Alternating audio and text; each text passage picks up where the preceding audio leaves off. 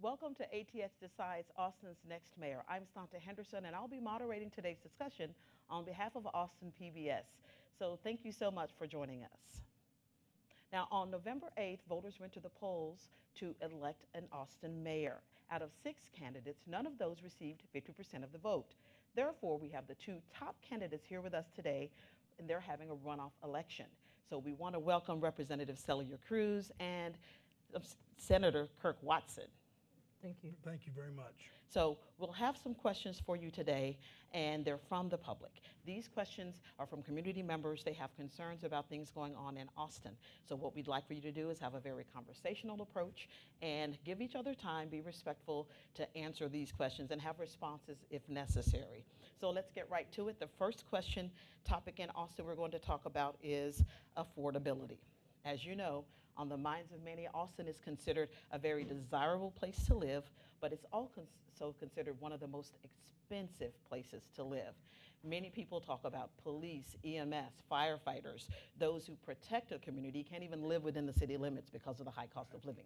So if you're elected as mayor, what would you do? What initiatives would you bring forth to help make this city more affordable? And we'll begin with Senator Watson. Sure. Well, first of all, thank PBS for doing this. Thanks for all the people that are here and all the people that are watching. Look, there's no question that we are in a cost of living emergency in this town. And affordability is the word, the buzzword that gets used all the time, but it's a meaningful word because we're talking about whether or not people can afford to live here. My plan is to approach it from a couple of different ways. Obviously, first and foremost, we have to address housing.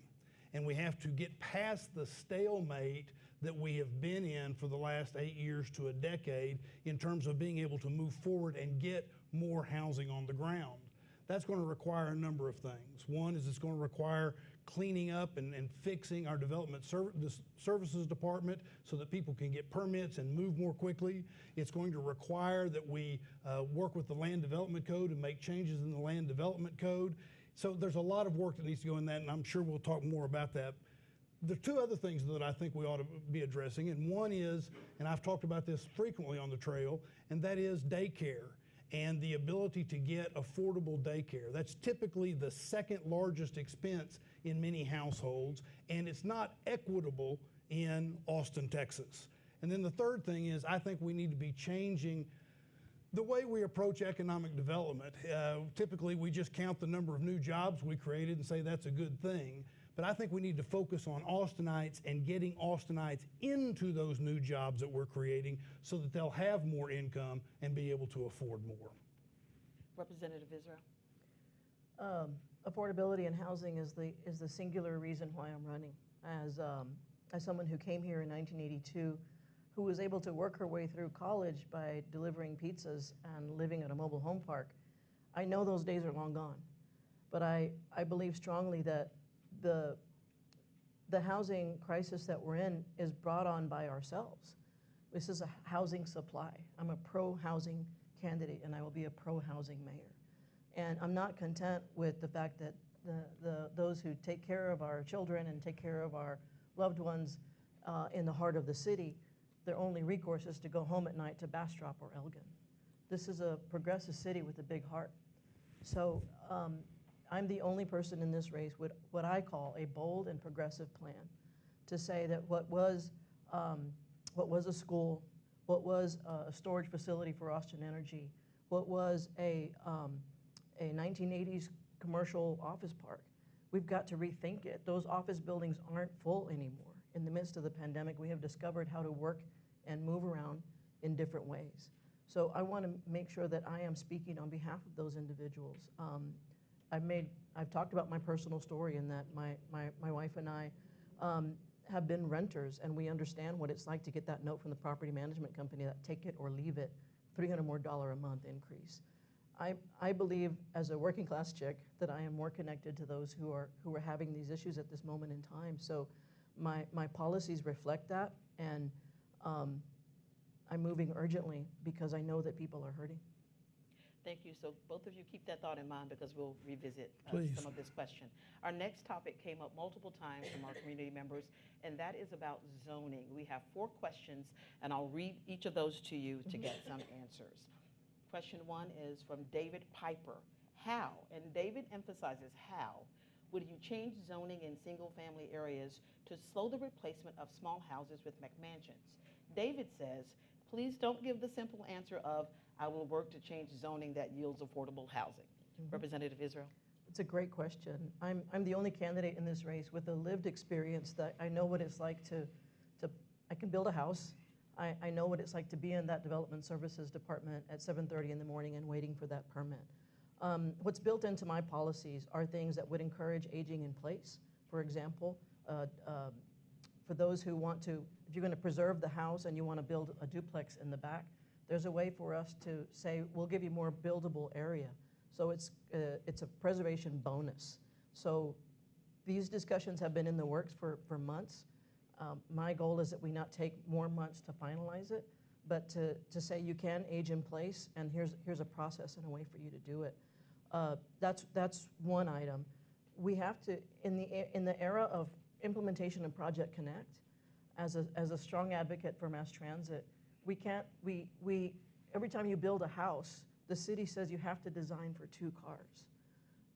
I think that's a really backwards way of looking at it. The state of California eliminated those parking requirements completely. We know that's not going to happen in Texas. But where Project Connect is coming through to encourage more, we need density equals better use of our transit system, is what I'm trying to say. So we should be able to eliminate or limit those parking requirements so that you're not designing for cars, but you're instead designing for people. I say that as a realtor. I know that my clients, especially the younger folks who are moving here, they want maybe 1 car and a set of scooters. They want options in where they live, and I want them to live in the heart of the city, not in the edge of the city. Senator Watson. Sure. The question was about what would you do zoning-wise for single-family houses so that you could have greater density and greater housing from a zoning perspective. And first and foremost, what you need to do is you need to have a zoning change, a specific zoning change, so that on a single-family lot, it doesn't stay single-family if you want to, for example, knock down the house that was there and build something else. Typically what happens is the house gets knocked down, it gets demolished, and then and it was more affordable. It was smaller, but it was more affordable. And then a McMansion, a single-family big house, gets built. The zoning change can be done in such a way that it would also allow for someone to build a duplex, a triplex, or a fourplex. And by doing that, you get more and additional housing, to be specific with the answer. And it's true that you're going to need to do something in addition with regard to parking and reducing some parking requirements, but that could go along with your zoning change. One other thing that I'd say about that is a zoning change that also allows for there to be easier building of accessory dwelling units so that people can come in and build that accessory dwelling unit, again, have greater density in terms of housing, and in many instances probably make it easier for someone to stay in the house because now they have some additional income from a rental property, or they can move in family and it saves money for the family in some way.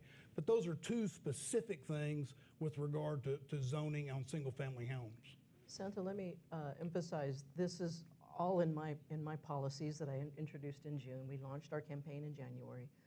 I think it's important to mention that as part of my journey to say I'm going to run for mayor was the realization that the city had programs and thought we were doing good things. Affordability Unlocked is an example of it. So it would say to someone, if you're going to build a 6-plex or a couple of 4-plexes on an acre of land, I was helping my sister sell her acre, and this is when I had my aha moment. The buyer said, I would love to do the Affordability Unlocked program, but it's going to take me a year just to get my site plan approved. And I said, well, tell me more. And he said, well, if I keep some of these units at a more affordable rate, the city will help me with my utility costs. And I said, so it doesn't really unlock anything. And he said, well, the utility costs, yes, but it still takes me a year to get the site plan approved. So my proposal is that if someone comes through and wants to do something creative with a space and build more homes instead of a big house, then that moves to the front of the line. This is an urgent, critical time for the city, and this is why I'm running, and this is what my policies reflect. Senator Watson, if you'd like to reply to that. Sure. I tried to answer the question specifically, but let's talk a little bit more about broader plans. First of all, we agree that the Development Services Department has to be revamped. What I've put out in terms of a proposal is to follow the nationally recognized model of the Sunset Commission in the state of Texas. I served on the Sunset Commission for many years, and what we need to do is everybody has a different idea about what would make it better. We need to put it all together and make it better, and the way to do that is by a top to bottom quick review of it, best practices and efficiencies, and then implement those, because it is correct, it should not take the length of time. In addition, there are some things that ought to move to the front of the line. What I've laid out as a proposal are a couple of things, including something as simple as what I call pop-up permitting, where some permit, we have on separate days, permits for, let's say, residential fixes that need to happen so they can be done quickly and efficiently, and then they're not standing in line, nor are they in line and they're blocking somebody else in line. And another thing that I've laid out is that we need to look at the fees we're charging, because those fees are blocking the ability to build affordable housing.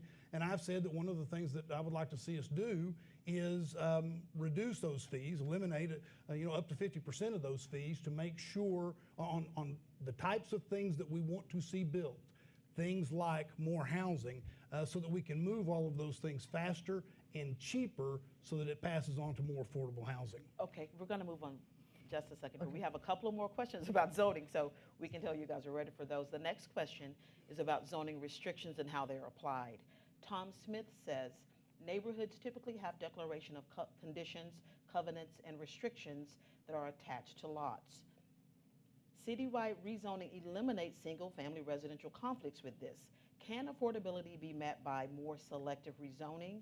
And another community member asks, do you believe that all zoning and growth issues are uniform across the city? Will you support and resume small area neighborhood planning as requested by some currently serving zoning commissioners? Senator Watson? Sure. One of the reasons we're so frustrated with this issue and the fact that we've made so little progress on it is because of the way it was approached. And it was approached as an all or nothing approach. Code Next was an all or nothing approach. You had to do it all across the city this way, or you ended up with nothing. Even to the point of trying to get around certain protections and certain rights of landowners, and the court said, city, you can't do that. One of the ways to address that is to have a baseline throughout the city, which we really do.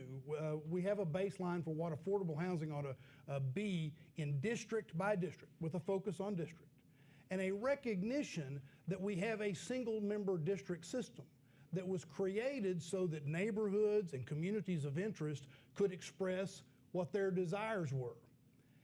What I have argued for is allow those districts, those neighborhoods, to come forward and say, here's what we want, and then implement those things. You would avoid, by the way, then, the valid petition issues that happened with Code Next, and you could incentivize that, and my plan specifically incentivizes it by saying that if some district is doing more or doing it faster, then they would be able to keep more of the tax base that is created as part of that. And they could use that for anti-displacement, rental assistance, those sorts of things. But the question is really important, because for us to achieve this goal, we're going to need to listen to the people. And they're going to be able to tell us where greater density can be used. Now, I want to be clear, because my proposal has been mischaracterized. I want to be very clear. This is not so that any district can veto something. The districts have to meet a certain baseline, but they can help us work out where that density goes. They can help us work out how that density is there so that you get the results that you're looking for. No veto allowed in this, because we need it everywhere. And the last thing I'll say is, and if we pass anything that's citywide, a change that is citywide, it applies citywide. If we're working on transit corridors, for example, and we say, here's what we're going to do, and we can talk about that some more, but with my thoughts on that, that applies regardless of what I'm saying in terms of this sort of plan that comes forward from districts. Representative. Would you say the question again, please? Sure, it's twofold. We're talking about rezoning, and they're talking about some neighborhoods have declaration of conditions, covenants, and restrictions that are attached to lots. Citywide rezoning eliminates single-family residential conflicts with this. Can affordability be met by more selective rezoning? Do you believe that all zoning and growth issues are uniform across the city? Will you support and resume small area neighborhood planning as requested by some currently serving zoning commissioners? I'll give you an example of a situation in which I was having in the Crestview neighborhood, I was having a neighborhood meet and greet. And in Crestview, which is near the intersection of Lamar and Airport, is a train station and the #1 bus that goes by with high frequency. That's our packed bus in the morning. Adjacent to that is a several acre tract of land that is owned by Austin Energy. And the neighbors said, you know, this is something that we want. We want to build community in a different way. And the city's been thinking about doing something there, and we pulled it up on the news article about it. The city has been thinking about doing something there for about 12 years, and by something I mean homes. So while we cuss and discuss, as my dad would say, we lose opportunities to build homes. This is a neighborhood that wanted this plan. This was and could still be an opportunity for us to build row housing with a child care center on board, with a pocket park on board that is connected to the neighborhood. And the best part, if we would eliminate those parking requirements, that could be a couple who lives in the heart of the city. Husband goes to work at Dell, the wife goes to work and takes the bus and goes downtown. This has got to be a part of our future.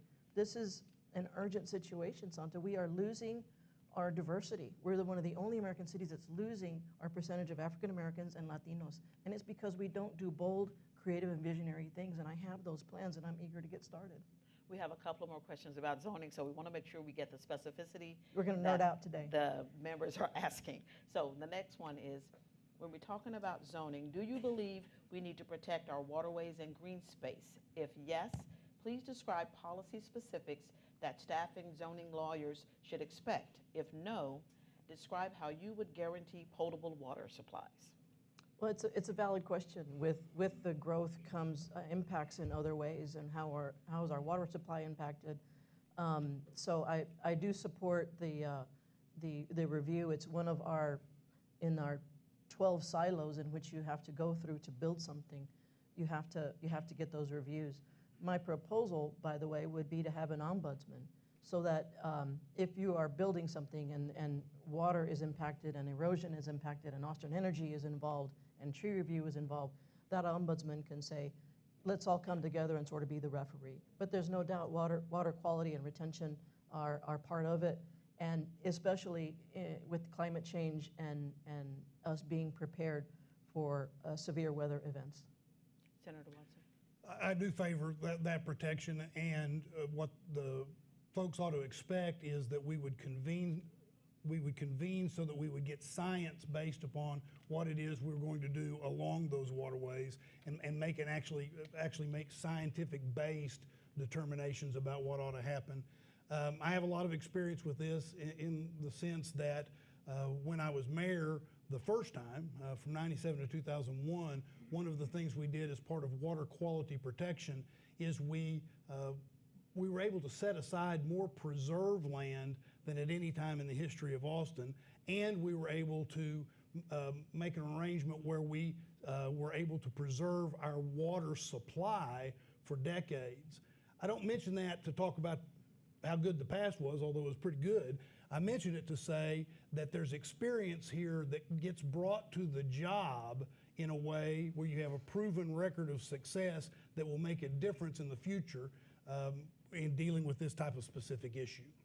Sonta, if the past was pretty good, we would be better prepared for the growth that we've been experiencing. We would have had land banks. We would have had a lot of these zoning changes already done. I'm saying we don't have time for reviews and study and analysis. I'm not giving a seat up in the legislature to do more task forces and sunset reviews. I want to be respectful of our neighbors, but I also want to be respectful of those people who want to be our neighbors. Thank you. Last question about zoning comes from Michael Sullivan, who says, how would you vote on developing the plot of land on South Congress around the Austin American Statesman building? Oh, now that the process has been completed, I would have probably voted in the majority on that, which just happened. I would have voted against it. When asked about affordability, that is a project by Endeavor, who developed the domain and did Saltillo, and they're getting $300 million of our tax dollars in the form of incentives. I want more. We're the sexy girl at the dance, guys. Everybody wants to be here. So why do we keep doing these deals? I don't understand. I would ask more questions. I would have higher expectations of us to say to Endeavor, we want more, we want better. This is a once-in-a-lifetime opportunity. It's a very unique tract of land, and I hope that our mayor and council will take a second look at it. I have a reputation in the legislature. I know that I don't have the ability to make anybody do anything. I don't get to be the queen of Austin as much as I would love to be the queen and say, make it so. But I get to ask questions, and I think that this project deserves a lot more questions, especially with a company like Endeavor, whose PAC is given heavily to Kirk Watson's campaign. Okay, thank you. Next topic we'll discuss is homelessness. We'll discuss homelessness. Okay. We talked about affordability earlier, and we have a question from one community member who says, end the homeless issue. If you work on that issue, you'll solve others at the same time, such as mental and physical health, skilled education, job training and job security, and poverty. To each of you, do you agree with this community member that providing housing will solve the other issues mentioned? Representative Israel. When I talk about our lack of housing supply, it's for all kinds of people in all kinds of places, whether you're a young developer at Facebook or whether you're one of our unhoused neighbors who has had several blows in life. There but for the grace of God would go any of us, and we should never forget that. But we do need permanent supportive housing for unhoused neighbors, so that the lack of housing supply applies to our unhoused neighbors as well. And when I talk about the permitting process and the site review process, it gets real wonky. But these people are hurting.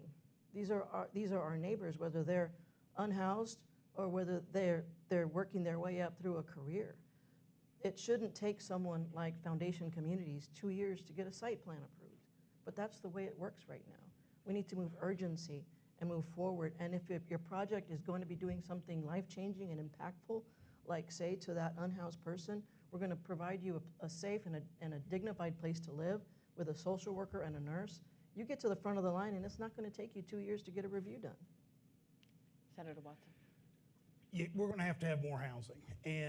But again, the frustration, the inability to seem to be able to get anything done and move things forward has been in part because it feels like we as a community were given an all or nothing choice again, a zero-sum game. Either camp anywhere you want to camp, any time of day with little responsibility, or permanent supportive housing. And not everyone needs permanent supportive housing.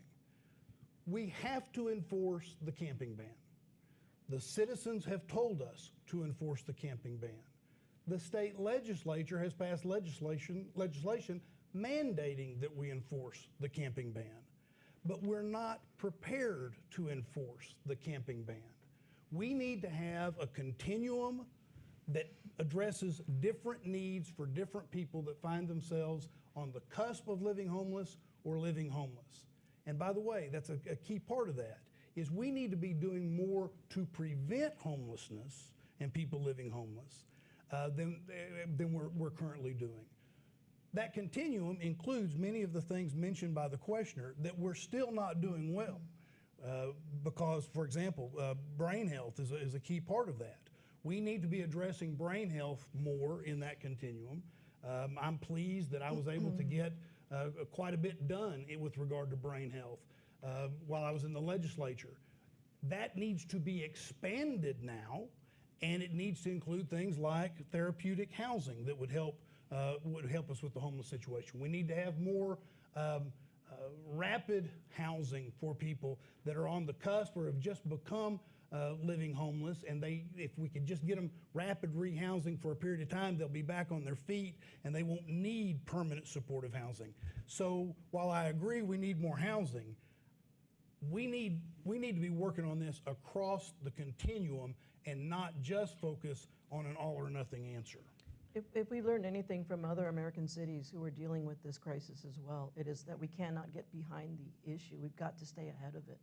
And that falls on the city and our responsibility. And where our heart is, we are a big-hearted city. And we need to make sure that we are building this housing and these housing supports. But it's also a workforce issue, Sonta. When you go to the Integral Care website and look at their job postings, they're looking for 50 caseworkers like right now. So these professionals are part of the equation. Thank you so much. So we're moving on to our next topic, and that is diversity, equity, and inclusion.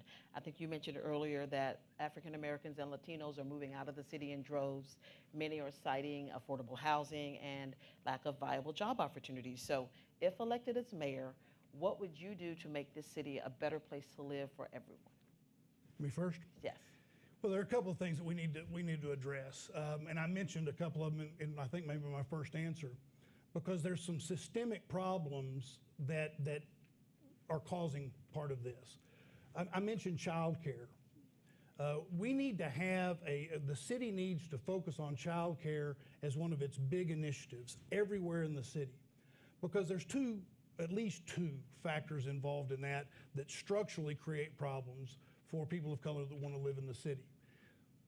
One is that when you have inequity in terms of where people can get affordable, safe child care, then it makes a difference on the mom or dad, or many times the mom, being able to work and be at work at different points in time.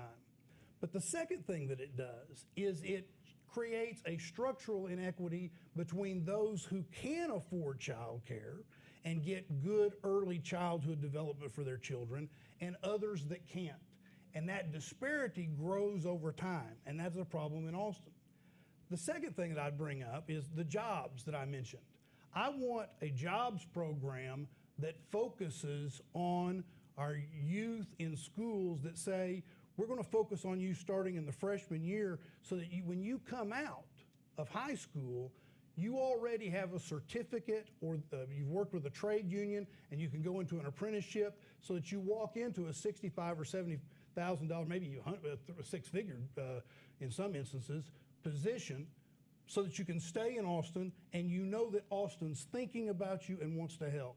And then the last thing I'll mention, there are others, but I'll mention a third, and that is we talk about affordability. Clearly we need to make housing more affordable so people can stay. But one of the things that we've realized over time is that when you build affordable housing, some communities don't have the access to credit, or they don't have the access to capital to take advantage of those affordable houses. And the problem with that, of course, is a structural problem.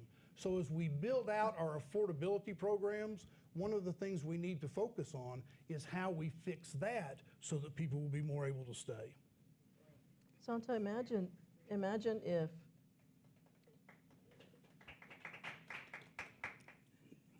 imagine for a moment all of the corporations that have been coming here over the course of many, many decades now. Imagine if there was a woman-led city who said to them, we're going to do a deal with you, but we want a child care center on site.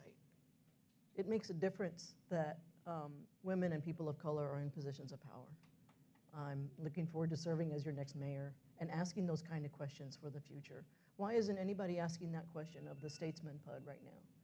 We could be doing some dramatic, life-changing things with our wealth, and our wealth is our real estate, our wealth is our people, our wealth is that we are a trendy place to be, and people want to be here. So let's take advantage of that demand and turn it into something that is truly life-changing, like a child care center and like a public health that is thoughtful of the fact that we are moving people out instead of inviting them in. Thank you. We'll move on to our next topic, Okay. and we want to remind you to be mindful of the time so that each of you can have a good responses. We're talking about safety in the downtown district. Anytime you can watch the news, you'll see crimes, theft, drug sales. So people are concerned about downtown turning from a tourist attraction, a fun place, to a place where they feel threatened. So if elected as mayor, what would you do, Representative Israel, to ensure that the downtown district is returned to a safe state where people can enjoy it again? I'm the only candidate in this race with a stated policy position on public safety.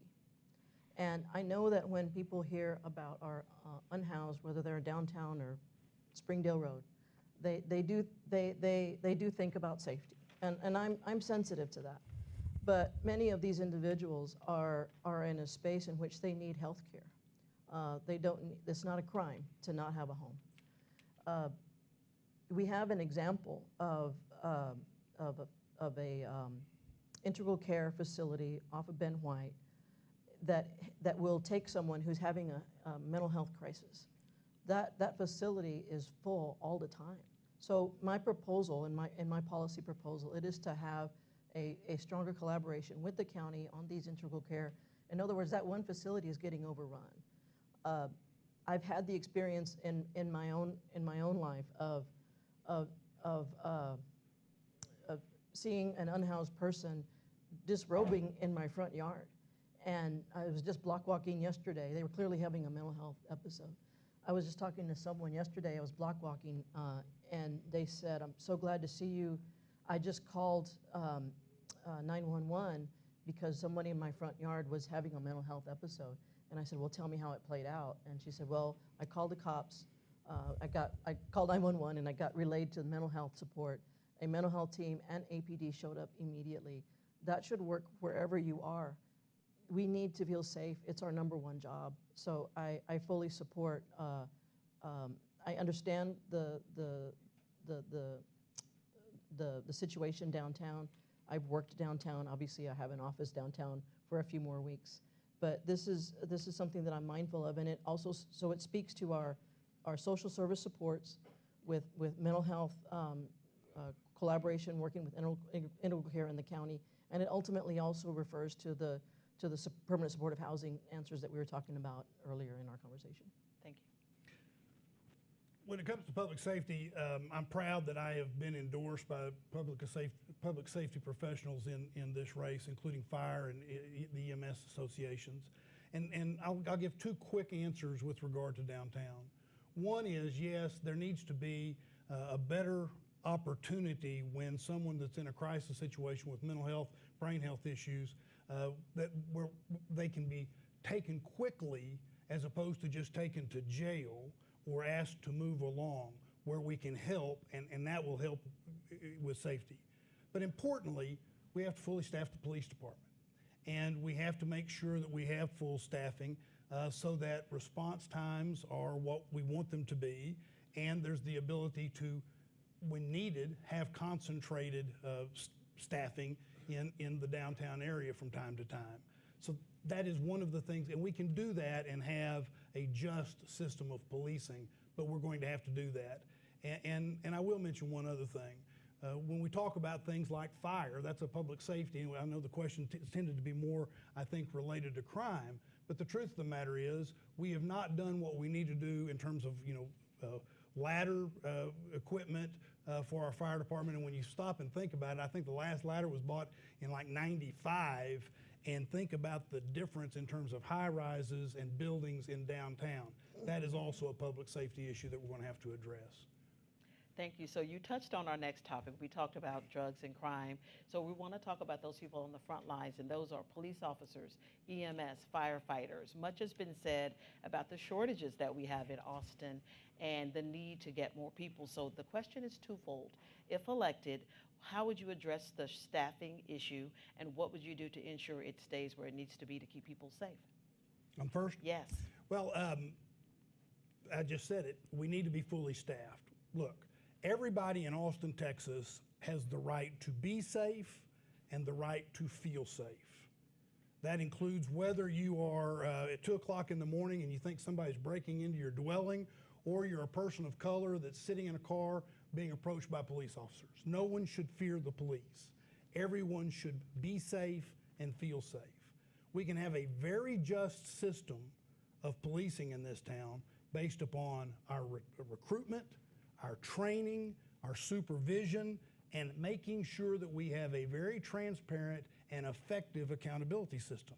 But that is not a binary choice with having full staffing. We need to get to full staffing. And the number one thing that we're going to have to do to get to full, well, there are two things that are probably tied for number one. One is we got to retain the folks that are there.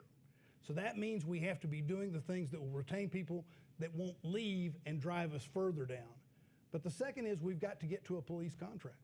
We have to get a contract to send the message that you can be recruited and have a place in Austin, Texas, and of course to keep people that are here.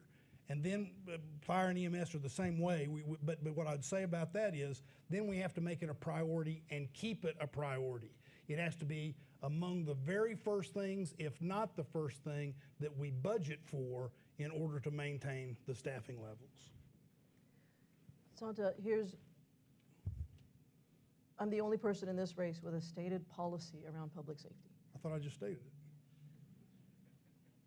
And in my policy, I have outlined several priorities. And the opportunity for us to come back from the pandemic is real. We lost police officers. We are not fully staffed. We need to be fully staffed. The number one job of a city is to keep you safe, regardless of zip code, regardless of status in life.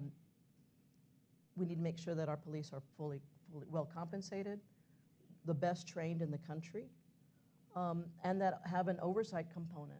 Cops want good cops on the street.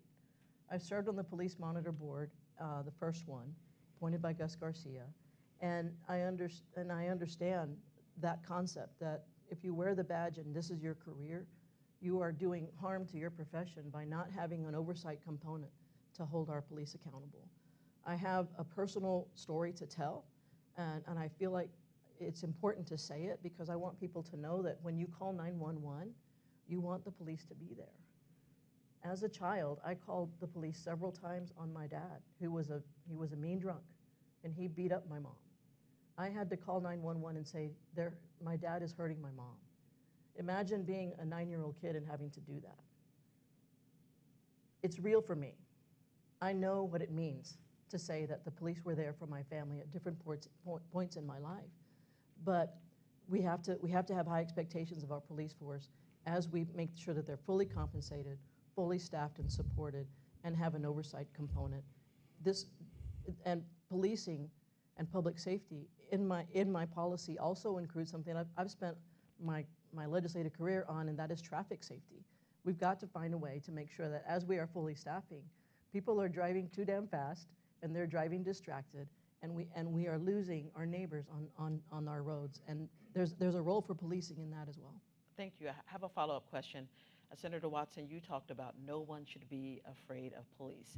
You mentioned oversight. So let's talk about that in terms of the perception of police in some communities, especially marginalized communities. So what would you do to ensure people that we're getting police officers that are trained and that they can feel safe in Austin? How do you get rid of that stereotype of we're afraid of them? Well, I think first and foremost is you have to, as I said a minute ago, you have to have a transparent system. You have to have a transparent system that shows every step of it. I mentioned recruitment, training, and involve the community in helping you develop the training system so that it's not only transparent, but they're playing a role and feel invested in that. Supervision. One of the things that there's a model that's being developed right now, and it was shared with me, is that if you have more police officers in supervisory roles at scenes of incidents, you have less showing of force. So that's one of those instances where it shows it's not a zero-sum game or all or nothing. And so make that transparent. And then, of course, the system has to work. I'm pleased that I was the mayor that we created the first police monitor when I was mayor.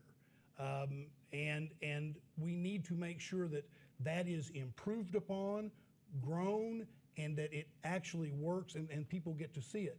You're never going to restore trust unless people see themselves in the situation and they see the system working.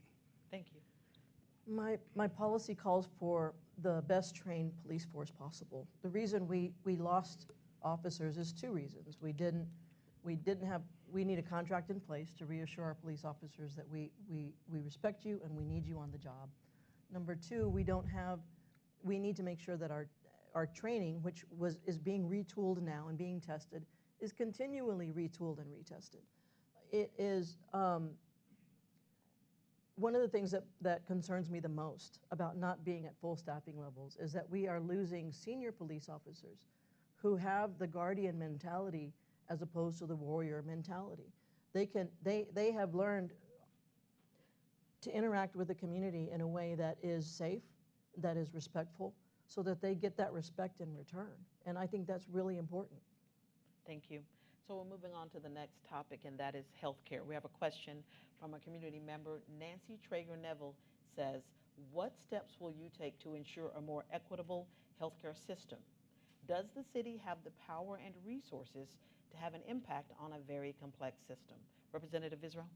We absolutely do. It's a critical component of what we do, and it makes sure that we have regional equity as well. The pandemic revealed the inequities in our public health system. Being responsive to you, regardless of zip code, is really important. You know, there was a map that was very striking that I saw last year. When you looked at this has to do with industrial development and us being more mindful of air quality as well. The cases of asthma, childhood asthma, there's a huge demarcation between east of I-35. So these are environmental impacts, it's air quality, and it's making sure that our resources are evenly distributed. This happens to be one of the passions of mine, which is healthcare, and part of that is because it's personal with me, and I'm here and haven't died because of early, effective, and frequent healthcare with some of my past history. And I believe that that's a right of everyone, is to have early, effective, and frequent healthcare. And that's one of the reasons you've seen me work so hard in this area. For example, in the work I put in to get us the Dell Medical School at the University of Texas, to get us a modern 21st century safety net and teaching hospital, to do what I've done with mental health out at the Austin State Hospital. And the direct answer to your question is absolutely we have the ability to do that if you have the will to do it and you push for it. I cannot imagine what this city would have been like, including from an equity standpoint, had we not had the medical school during the pandemic and the role that it played. So it has to be an intentional thing. We are far from where we need to be on equity, but we saw it play out during the pandemic when when we were trying to get people tested and we were trying to get people vaccinated, we didn't look first to where it was going to be the hardest to provide those resources. And that should have been one of the first things we did. So yes, this is something we have to address, and we have to address better, and I look forward to that opportunity. So I think it's worth mentioning that I'm the only candidate in this race with a stated policy around reproductive equity and rights. Women are in a very tenuous position right now. We are being told by our government what we can and cannot do with our bodies. And we've never been in this spot before, never thought we would be. But we need to make sure, as stated in my policies, that I will continue to support the GRACE Act and support those who need reproductive care, should they have to go, and will have to go now, to go to New Mexico or Colorado or another state in which they can get the care that they need. I will have their back. And I want to say that I support that act as well, and have been on the front line of supporting and defending women's reproductive rights and abortion rights, and in fact have been endorsed in this race by Senator Wendy Davis for the role that I've played in that. That's one of those areas where I think you don't see much difference between the two candidates because we both feel strongly in that regard. Thank both of you. We'll have to move on for the essence of time. Now, the next thing we'll talk about is the Muni Golf Course in West Austin near Lake Austin Boulevard. Have a couple of questions. This community member wants to know, what plan does Senator Watson have for the Muni Golf Course? Why does he think property owners want to keep it? Why not let the users of the golf course pay to keep it? And why not let UT do what it wants to do with it? Senator Watson? There's a lot packed into that question. Yes. Well, let me tell you how I feel about Muni. Maybe that answers the whole question. And that is, I think that the first goal ought to be to preserve Muni. And I think there's a couple of reasons to want to do that. One is because we're going to be looking for more green space and more parks in the future, including as part of our climate plan. So we ought to keep that into consideration. The second is historical. And I think that the fact that this was the first golf course that was desegregated in the South means something, and it ought to mean something to us.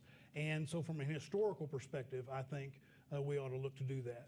What that's going to mean, of course, is that we're going to have to figure out how we do that when the city doesn't own it, and the city has a lease on it, and the lease is up.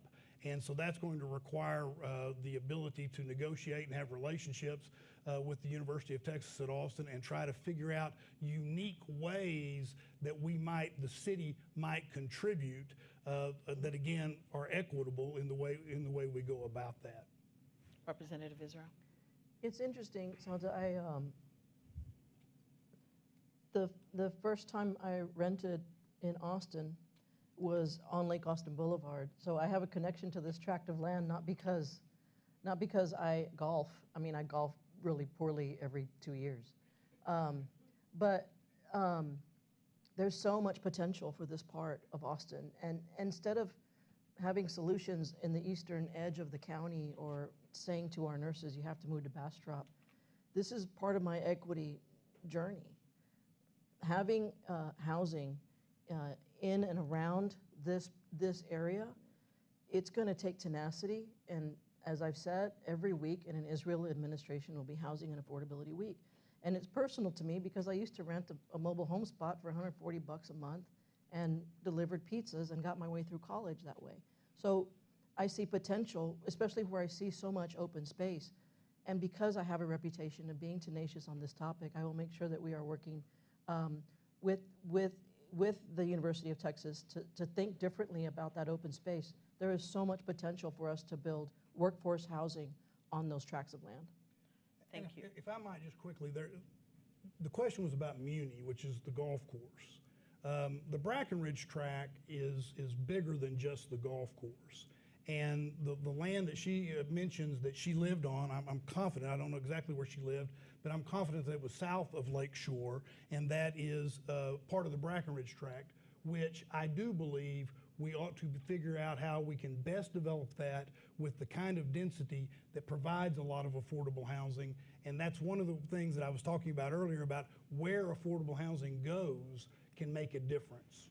Okay, so we're going to move on to our final question of the day. That is about cycling. As we know, in Austin, cycling is part of the culture, from businesses for food deliveries to students heading to class or just leisure. So we have a question from a community member, and he says, bike lanes were added to busy streets with safety posts like Westgate, making it look like an obstacle course, or curbs added on Slaughter, making tighter lanes. What are your plans to update or add bike lanes on major streets? Representative Israel? I have heard from a lot of people on this topic, and they have opinions, and you're going to hear them. We do need to make sure that our cyclists and pedestrians are safe. We also need to make sure that we are not just, if we're going to re-engineer something, I trust traffic engineers, but I also want to double check because I know that there are instances where we have overbuilt or underbuilt for safety, and I've heard stories of people having doing damage to their cars because of the way these things were designed. So we've got to be continually mindful of this. When I have ridden my bike as a young professional, and when we didn't have as many infrastructure safety components built in, so we do want to encourage people to say, I can take a 2-mile bike ride on a Sunday or on a Monday. I want them to have that option, but it means safety, and it means having our traffic engineers revisit these for thoughtfulness. What they thought was going to work might not be the best thing, and we've got to retool it and make sure that we are being mindful of that. Well, I'm pleased that I was endorsed in this campaign by Bike Texas, and in part because of the role I've played in the past, and they know I'll play in the future with regard to bike safety and making that a component of our transportation.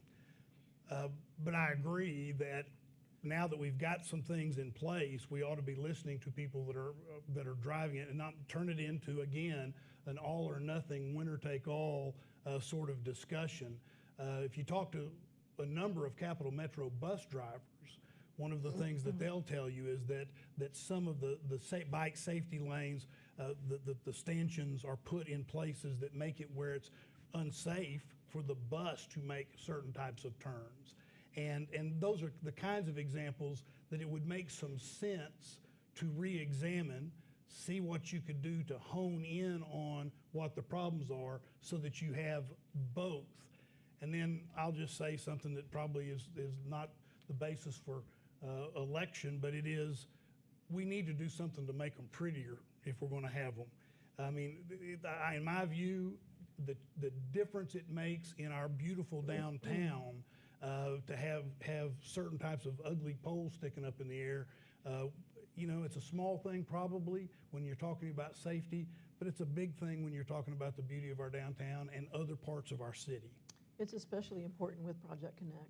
So that I've taken that number 7 when I was a young professional, and when I got off the bus, I was that, I won't curse, I was that young person who said, let me grab my bike and then a short bike ride. So it's part of that connectedness to mass transit as well. I loved it. Well, thanks, both of you. Well, that concludes today's forum, but we're going to have our closing arguments. And we say arguments, but we hope that they'll keep them very civil and talk about what makes them the best candidate for mayor. Tell us why people should choose you, why you are the person that can lead the city, this rapidly growing city. You'll each have 2 minutes, and we'll begin with Senator Watson. Sure. Well, first of all, again, thanks to everybody that put this on, and thanks for all that have come here today, but also those of you that are watching it either as it streams right now or you come back and watch it again. I appreciate the fact that you care enough about the mayor's race to be involved in that way.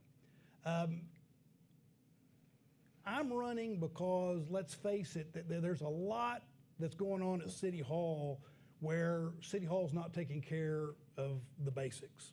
It's not focusing on fundamental things that we need to focus on. We've heard some of that here today. And it frustrates us all. It puts us all in a situation where we know what a great place we have. We're optimistic about the future. We all have positive visions for it, but we're not taking care of the things that we need to take care of. I moved to Austin, Texas in 1981. I've been here a while now, and I love this city. I love the people of this city. But I worry, because we're not taking care of basics, that what's going to happen is we're going to lose a lot of the things that makes this place special.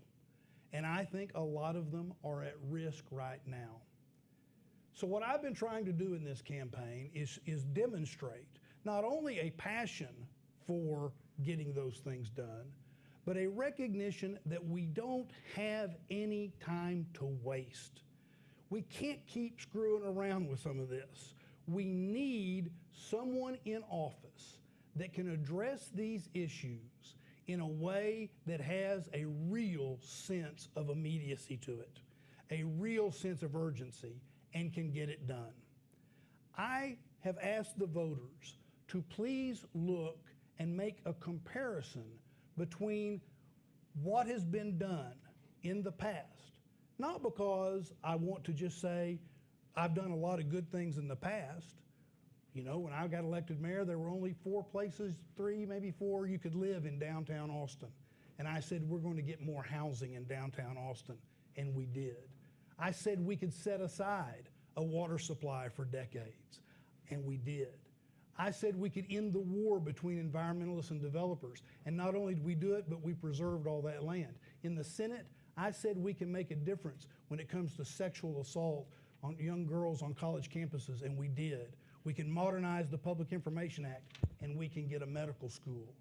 I say that not to just point to those, but to demonstrate that I can get the things done that we need to get done, and quickly. Thank you so so I much. ask for your vote. Thank you, Senator Watson. When I came here in 1982, I could not have imagined that I would have been in this position. As a Latina, as a member of the LGBT community, I knew that there was a spirit of Austin that would welcome me. And I have put forth policies that speak to the inequities that I see from my lens. And for far too long, this city has become comfortable with pushing people out instead of inviting them in. That's why I'm running. I have been a very good member of the Texas House of Representatives. I have been a fighter, whether you're a woman, trans kid, immigrant, state employee. I have been there to fight for you. And I want to fight for this city of Austin. I wasn't feeling a sense of urgency from the city of Austin for the working men and women who are driving this economy, but who are getting pushed out. We can't just shrug our shoulders and say, okay, well, let's just stick with the status quo. We've got to move boldly, we've got to move forward, and we've got to move forward with urgency. I'm not doing this for me. I'm not doing this for a title.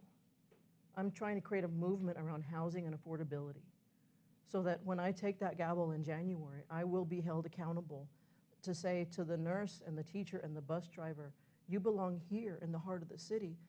We're losing our diversity, we're losing our economic muscle. It's not sustainable to expect that line chef at the W to make our fancy omelet and then go home at night to Bastrop. It's not sustainable to our economy. So I ask for your vote. Give me an opportunity to lead a 10-member council. Those 10 members deserve to be heard and listened to. Let's move forward with urgency, and let's move forward together. Thank you. Thank you. Well, that brings us to a close of ATX Decides Austin's next mayor, Representative Israel and Senator Watson. Thank you so much for joining us. Thank you, Sonta. Thank you, everybody. Thank you.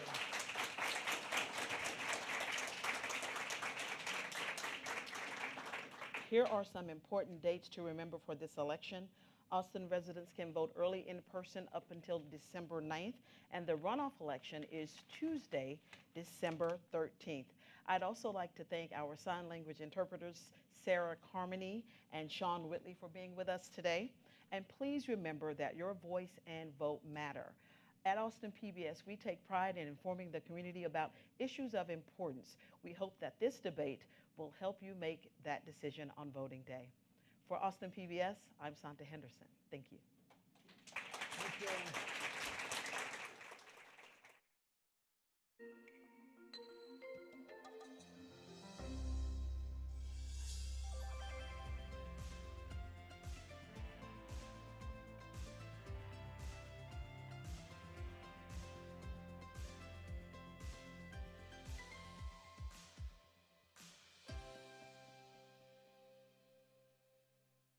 Funding for ATX Decides is provided by AARP Austin.